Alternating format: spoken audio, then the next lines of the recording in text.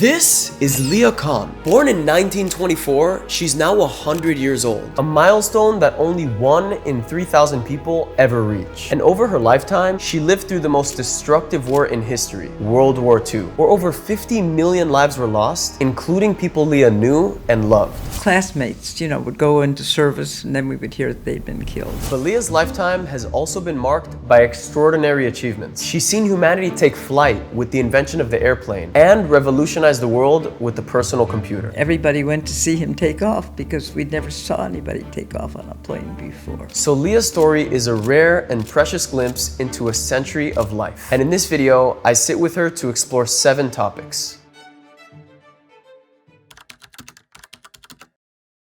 How does it feel to be 100 years old? How do I feel? I can't walk as well. I can't play tennis anymore. The difficulty is my friends are gone. And when I was Katie's age, my mother said, "Deedle, honey, you better start getting young friends." And I said, "Young friends? Why would I have to worry?" She said, "Darling, get young friends, because you never know. You never know what's going to happen." So I have a lot of young friends. So what is it like getting older and seeing a lot of your friends pass away? It's difficult because something happens and you say, I want to call Shirley back.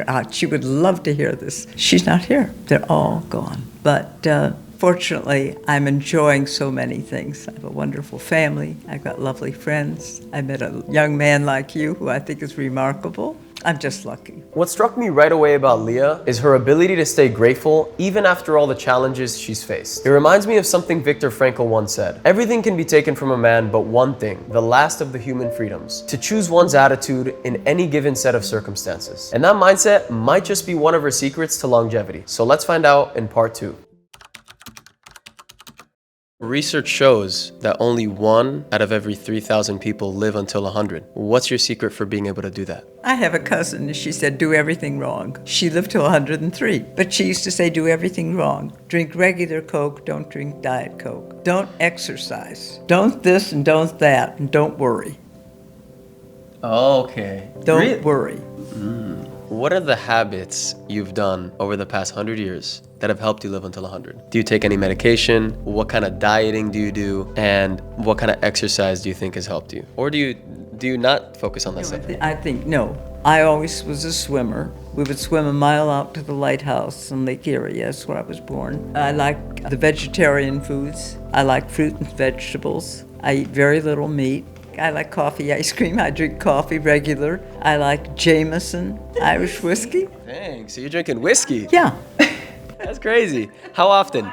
Katie and David are here. We have a drink every night. Just one, though. But that's impressive. You're able to drink alcohol, eat ice cream sometimes. All the time. What do you mean sometimes? All the time. Dang. I like those little mini ice cream cones. You heard it straight from her. She stays active and eats well, but she's not overly strict about it. Now, let's dive into topic number 3.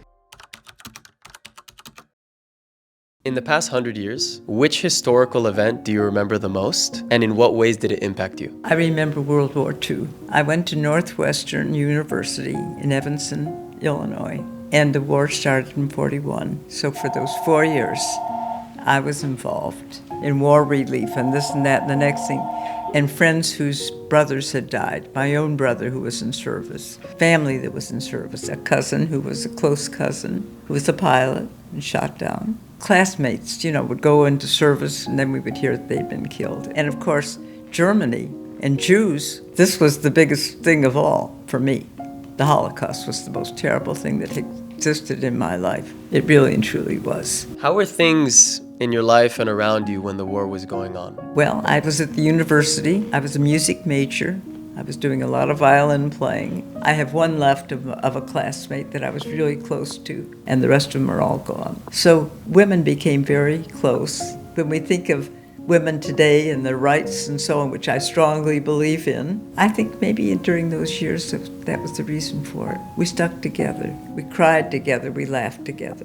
Friendships were strong. How do you think the war impacted your life today? At that point, when the peace treaty was finally signed and things were done, whether rightly or wrongly, and we saw Stalin meet with President Roosevelt and with Churchill, we thought, oh, the world will be at peace. there won't be wars anymore. We thought, really, is that crazy? That there was going to be peace forever? We really felt that way. Maybe we were idealistic and we didn't think it through, let's put it that way. That the world is not like this. We've gone through good times, we've been through bad times. It's not a good time to be living in a way. You make it time. And if you have happiness in your family, you're blessed. Hearing Leah talk about World War II was surreal. I grew up reading it in history books, but she lived it, losing people she loved along the way. But before we move on to this next part, if you're enjoying Leah's story so far, make sure to hit that subscribe button for more inspiring stories like this one. In your lifetime, there's been a lot of new technology that's been invented. Which piece of technology do you think is the most valuable? The plane would be one of them. That something could go up in the sky and stay there. So what was your first time getting on a plane? I would say probably 26, 27. Were you scared? I think I was excited. I wasn't scared. My father had taken a plane, and everybody went to see him take off because we'd never saw anybody take off on a plane before. It's crazy. It was like a party, right? Yeah, I can only imagine. That's crazy. As you can probably tell by my reaction, it's hard for me to even imagine a world without airplanes. But what Leah said in this next part completely surprised me. Do you want to live longer, or are you? Of course, I want to be here for the next election. Why are you laughing, Katie? I'm serious. You've always said it. You want to see what's going to happen. I want to see what's going to happen. I'm not ready to go. No way. Until what age do you want to live until? Do you have a goal? As long as I can be alive, I would want to have my mind. I want to be able to read. Did you ever think you'd live until 100? I never thought of, no, of course not. I never thought of age. I know how I want to die. I just want to go to sleep. Are you scared of death at all? No. My mother said her sisters are all waiting for her. I said, Mom, how do they look? She said, exactly the way I want them to. She said, they're all saying, Hanala, when are you coming? I said, you really think you're going to see your sisters up there? Absolutely. So what do you believe happens after death? I'm going to see them up there too. It Emily, just makes me feel better. Instead of mourning, why should I mourn? I can talk to them. Do you think it's important for people to believe in God and have a God figure in their life? I don't know. I think maybe there's a spirit. I don't think that I'm going to pray to God and He's going to help me. I don't pray because I think you have to do it for yourself and you're given a choice. At this point, I was really intrigued, so I asked Leah to share exactly how she overcomes adversity. What is the biggest thing you've conquered in your life? That the practicing paid off. Yeah? In what way did it pay off? I hated practicing because there were other things I'd rather do. I loved the violin, but I didn't like practicing. And then the more I practiced, the better I got. And then when I started playing chamber music, it was the love of my life. I love quartets. At what level did you get with your violin playing? I would say semi-professional. What was the biggest audience you played in front of? It was my senior year in high school, and I gave a concert. How big was your audience in the concert you did? 300 people.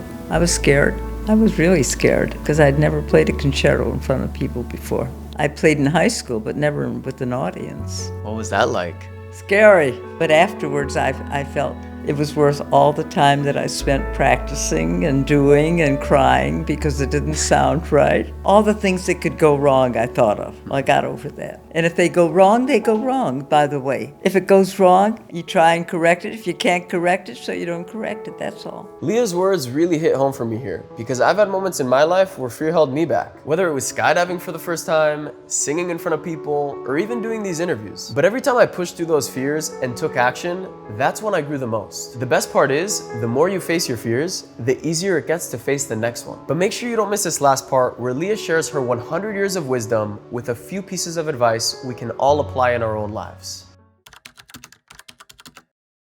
So if you could go back in time, knowing what you know today, and give one piece of advice to your younger self, what would you tell her? There are so many wonderful things in the world. Listen to what others are saying. Don't make a judgment immediately, because they can make a judgment too. It may be right, it may be wrong, but As I said, Katie, we may not agree on some things. I love you, though, and you're entitled to what you believe. I may not agree with you. In fact, I don't agree at all. But so what? You don't have to agree with me. But there's respect. Right. You can't live anybody else's life. You can only live your own. And what you choose to do is what you choose to do. I don't say you're on this earth to do good or things like this, but if you have the opportunity to help people or help a cause, which gives you satisfaction, you have to be satisfied, not just to do it and say, oh, I did this and I did that. You have to say, I really enjoyed that. It was meaningful to me. But I'll tell you, in all these years, we've gone through good periods and we've been through terrible periods, seriously. And we get through them. All right, that's it for this video. Thank you so much for watching. Leah is a true inspiration. And if you enjoyed this video, then you'll definitely enjoy this one right here. When you're gone, what do you want people to remember the most about you? I don't really care. I don't care. I think we're going to adopt them, Katie. Okay.